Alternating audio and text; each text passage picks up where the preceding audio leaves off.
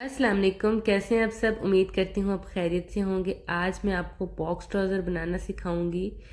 Video को आपने full watch कर लेना है। बस इस एक ही वीडियो से आप बड़े साइज़ में ट्राउज़र बनाना सीख जाएंगे। आप लार्ज साइज़ में हैं, एक्सल साइज़ में हैं, तो आपने इसी मेजरमेंट को फॉलो करके ट्राउज़र को कटिंग कर देना है। तो मैंने डबल फोल्ड करके फैब्रिक रखा हुआ था और अब मैंने 2 इंच का निशान लगाया है इलास्टिक के लिए। इस निशान को मैं इस तरह स्केल की मदद से स्ट्रेट कर दूंगी। ठीक है, ओपन साइड कपड़े की मेरी तरफ है और फोल्ड साइड दूसरी तरफ है। ठीक है, अब हमने ट्राउज़र की लेंथ ले लेनी है। तो ये बड़े साइज़ में ट्राउज़र है तो ट्राउज़र की लेंथ भी ज़्यादा है, यानी कि 14 इंचज़ मुझे तैयार लेंथ चाहिए। ठीक है, तो मैं 40 इंच पर इस तरह लंबाई में निशान लगा लूँगी। आपका जो भी साइज़ हो आपने उसके अकॉर्डिंग निशान लगाने हैं। मैंने 40 इंच लंबाई का निशान लगा दिया है। अब आप यहाँ पर फोल्डिंग का मार्जिन भी रख सकते हैं, लेकिन फैब्रिक कम है और ट्राउज़र का साइज़ ज़्यादा है तो मैं फोल्डिंग का मार्जिन नहीं रख रही। बाद में इस पर कपड़ा लगाकर फोल्ड कर लूँगी। तो किनारी वाली साइड से ना 1 इंच का निशान लगाना है मैंने। ठीक है, इस तरह से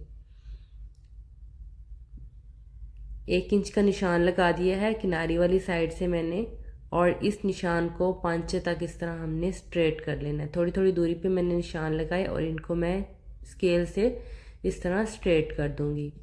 यहाँ तक तो सेम है, आपका कोई भी साइज़ हो आपने इस तरह निशानात लगा लेने। अब यहाँ से हमारी असल मेजरमेंट स्टार्ट होती है।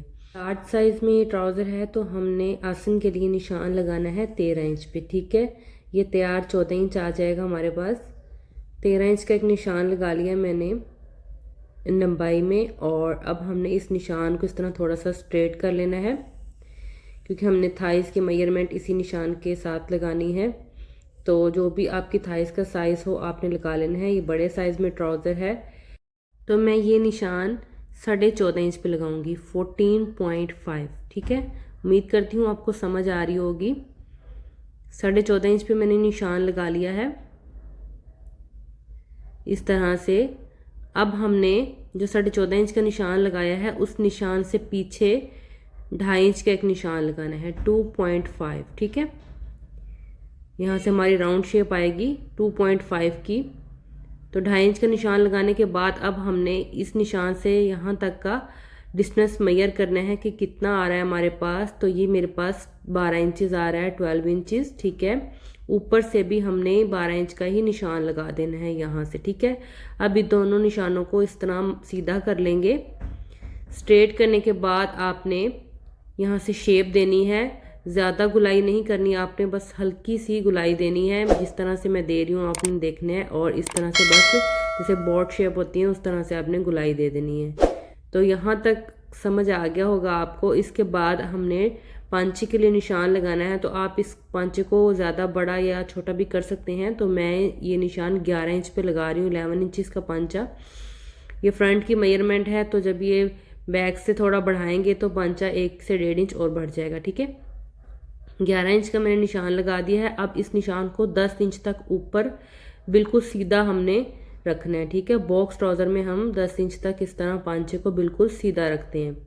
तो इसको इस तरह से मैंने सीधा कर लिया है 10 इंच तक, और इसके बाद हमने इस तरह स्केल से शेप दे देनी है। आप बगैर स्केल से भी दे सकते हैं, लेकिन स्केल से थोड़ी परफेक्ट शेप आ जाती है, तो इसलिए मैं स्केल से इसकी शेप दे रही हूँ। इस तरह से मैंने इसकी शेप दे दी है।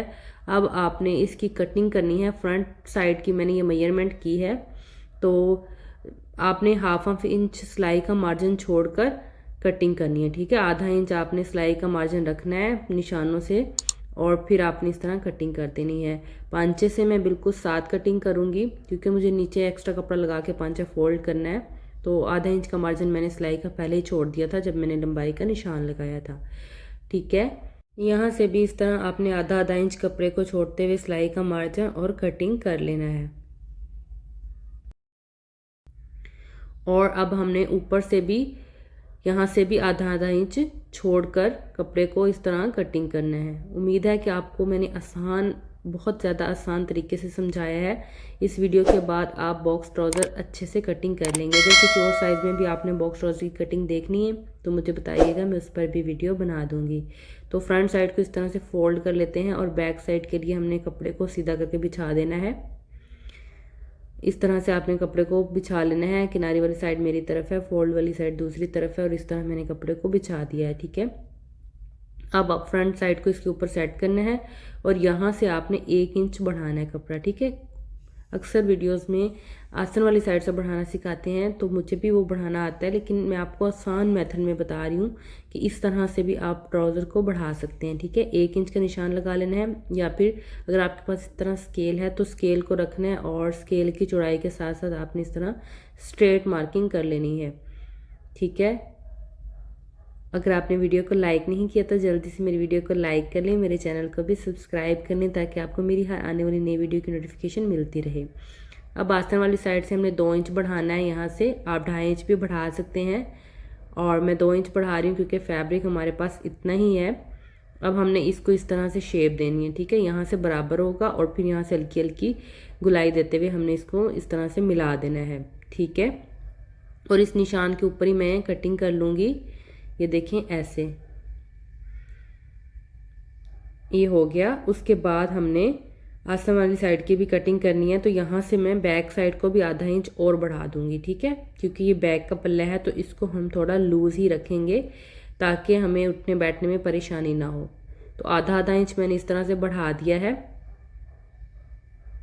पांचे को इस तरह हमने बराबर कटिंग करना है, और यहाँ से आपने 10 इंच तक इस तरह बराबर, उसके बाद आपने बढ़ाते बढ़ाते इस तरह 1 इंच तक बढ़ा देना है। ठीक है, ताकि हमें यहाँ से ट्राउज़र फिटिंग में ना आए। ठीक है, और यहाँ से हमने निशान के ऊपर ऊपर कटिंग कर लेना है। इस तरह आपने पूरी कटिंग करके कंप्लीट कर लेना है। तो ये देखें जी, हमारे ट्राउज़र की कटिंग कंप्लीट हो चुकी है। इस तरह आपने फ्रंट के पल्ले पकड़ने हैं दोनों, और इस तरह सिलाई लगा देनी है।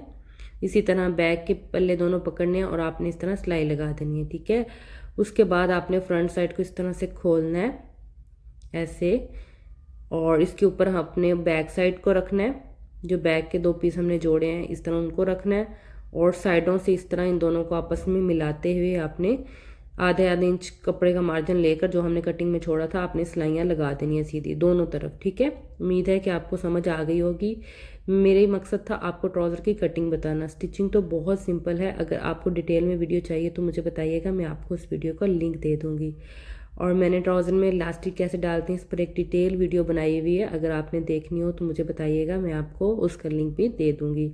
अच्छा, अगर आपने इस तरह सिलाइयाँ लगाने के बाद ना, अगर आपने पांचे का फोल्डिंग का मार्जिन छोड़ा हो तो आपने फोल्ड करके सिलाई लगा देनी है। जैसे कि मैंने नहीं छोड़ा तो मैं यहाँ पर कपड़ा लगाऊंगी और फिर इसको इस तरह से फोल्ड कर दूंगी। फोल्ड करने के बाद फिटिंग की सिलाई लगा देंगे, इन दोनों को इस तरह बराबर पकड़ेंगे और फिटिंग की सिलाई लगा देंगे, और उसके ऊपर ट्राउज़र पर इलास्टिक डाल देंगे, सिंपल।